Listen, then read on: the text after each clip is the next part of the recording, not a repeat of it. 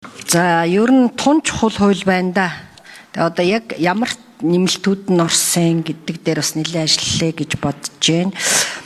Өмнө нэг Монгол улсад нэг хадгалам зээлийн хоршоодын хохирогчдын асуудал гэж нэг том давлгаа яваад улс орон даяар маш олон хохирогчтой нэг хэрэг гарсан да. За яг тэрүүн шиг ийм асуудал Монголд гарах гээд байгаа шүү. Энэ орон сууцны захиалга өгөөд хохирсон иргэдийн асуудал. Энэ бол маш ноцтой түвшинд хүрсэн.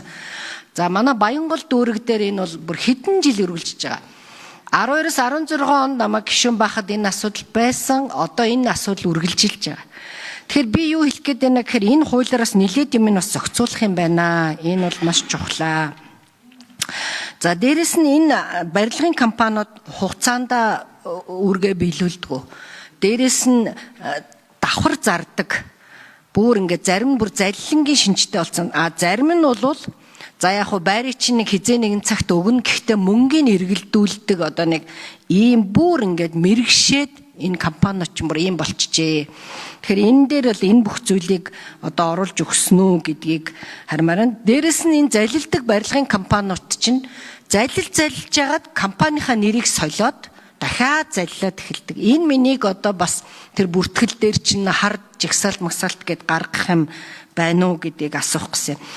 За дээрэс нь энэ эхлээд ингээ барилга захиалахад ингээ нэг эскиз зураг хүмүүс танилцуулдаг штэ. Ногоон байгууламж эндээ тоглоомын талбай за энэ хотхонд хэдэн байшин байна гэд. Тэгэнгүүтээ айлууд оронгууд дахиад нөгөө хотхонд нь 5 биш 10 байшин болоод явцдаг. Тоглоомын талбай нь нэг жижигхэн юм болдог. Тэгэхээр энийг тэр бүртгэлийн эскиз зураг мурган тийшээ ингээд орж байгаа юу? Энэ өөр их чухал асуудал байна. За энийгээ зөрчсөн тохиолдолд одоо хариуцлага хүлээх энэ анх захиалга өгтөө сайхан амлаж исэн юмнууд нь зөрчих юм бол хариуцлага хүлээдэг юмнууд байна уу гэдэг зүйл байгаа. Яагаад тэгэхээр манай Баянгол дүүрэг дээр одоо энэ байшинг хүлээсэн хүмүүс маш хохирсон. Өргөдлийн байнгын хорон дээр ирсэн.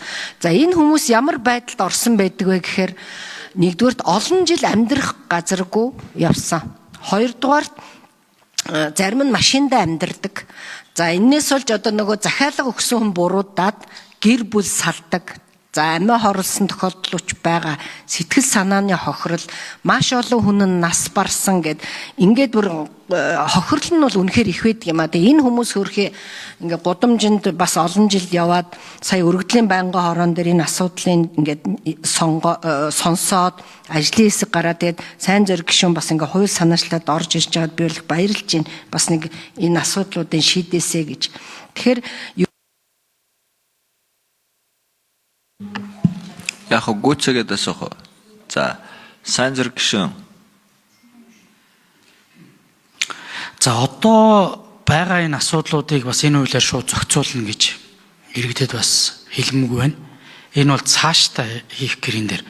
Зүгээр барилгын одоо дуусаагүй барилга дээр захиалга өгсөн байгаа этгээдүүд энэ хууль одоо батлагдаад хүчин төгөлдөр болвол барилгын компанитайгаа яриад гэрэндээ өөрчлөлт оруулаад ч юм уу энийг баталгаажуулах арга хэмжээ энтрээ хийж болно. Одоо бас тодорхой нээлтүүд байгаа боловч энэ гэрээний талууд бас тохиролцоод шинэ хууль эрх зүйн орчны дагуу бас гэрээгээ тодтогох бол одоо боломж нь иргэний хуулийнхаа хууль буцаа хэрэглэх зарчмын дагуу байж байгаа боломжтой байгаа. Энэ хүрээнд яв. За ерөн зүгээр энэ орон сууцны асуудлаас болоод хохирж байгаа асуудал 3 янзаар байна лээ. За нэгдүгээр яг таны хэлж байгаа октоосоо бүр анханасаа заллин зөвхөн макет үзүүлж байгаа, хуурамч хүчгээрэнт үзүүлж байгаад ийм зүйл. За хоёрдугаарт яг барилгын зөвшөөрлөлтөө боловч нөгөө компани одоо өөрсдөөс нь болоод янз бүрийн шалтгаанаас болоод барилгын ажил нь санхүүжилтээс болоод ч юм уу таг гаццсан, газрын маргаанаас болоод таг гаццсан ингээ явж байгаа юм. За дээрээс нь нэг бүлэг асуудал дахин төлөвлөлтийн асуудал. За дахин төлөвлөлтүүдийг нэг компаниудад ингээд өгцөн.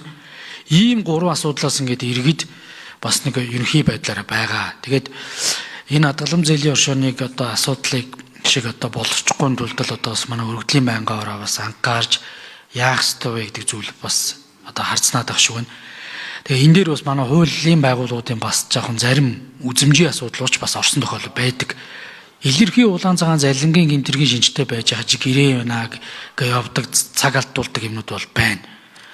Ийм зүйлүүд бол ингээ байгаа учраас бас одоо энэ хууль эрх зүйн орчны юмнуудыг бас анхаарах. За цаашдаа ер нь бас энийг төрөөс одоо хуулийн байгууллагаар асуудлаа шийдвэрлэх гэсэн бас барилгын одоо компаниудын нэгдэл буюу энэ танхим дээр мэргэжлийн барилгын компаниуд өөрөө өөрсдийнхээ стандартыг тогтоож хамт энэ зах зээл дээр үйл ажиллагаа болдог хүмүүстэй бас энэ өөрсдийн нөлөөллөө үзүүлэх хэрэгтэй байхгүй. Энэ компаниуд нь бол иргэдийг хоргоод байна гэдгээ шудраг компаниуд нь сайн компаниуд нь хэлж явах хэрэгтэй. Ингэж энэ бас зах зээл хамгаалагдана. За энэ бол одоо энэ хууль дээр яригдах зүйл биш. За давхар зардаг асуудал бол би өргөдлийн 1000 оны хилцүүлгийг сонсоод суужсэн. Бас эмзэглэмээр юм бил. 3 гэдэг бол бараг л нормал юм шиг. Зарим нь бол 5 ч зарцсан тохиолдол байна. За 3 жишээ давхар зарчаад тэгдэм билээ. Гурвангийн дууджуулзаад за барилгын материалын үн олон ийм юмуд өссөн учраас нэмж мөнгө өгвөл алинд нь мөнгө өгсөнд нь өгнө гэдээ явдаг. Нөгөө хоёр дээр нь болохоор шүүхтэд аваарай гэдэг. Шүүхтэд явахаар 2-3 жилийн дараа хүний мөнгийг зүгээр эргэлдүүлэх гэдэг нь шүү дээ. Өгнөө л гэдэг. Тэгээ эн чинь өнөөдрийн өгж байгаа 100 сая төгрөг 2-3 жилийн дараа ямар үнцэнтэй болох вэ гэдэг зүйлээ ярих юм бол энэ барилгын компаниуд чинь зүгээр хүний мөнгийг бас эргэлдүүлэхийн тулд давхар зараад байгаа байхгүй. Тэгээ дараа нь юм одоо тэгэхээр энэ бол уг нь анханасаа бол заллин болох.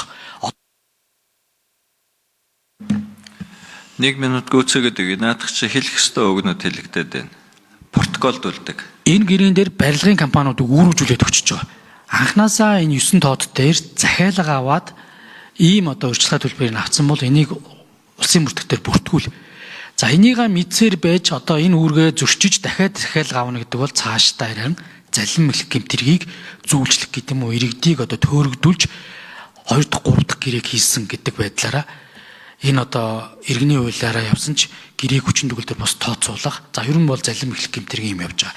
За таны асууж байгаа асуудлууд буюу ямар мэдээллүүд ил болох гэр нөгөө энэ захиалга авсан мэдээлэлээс гадна барилгын баригдах газрын эрхийн бүртгэлийн мэдээлэл, кадастрын код, барилгын батлагдсан загвар зураг, батлагдсан зураг төсөв, техникийн үсгийг баталгаажуулсан шийдвэр, тэдгээрийн өөрчлөлтийн талаар мэдээлэл илт нээлттэй болно.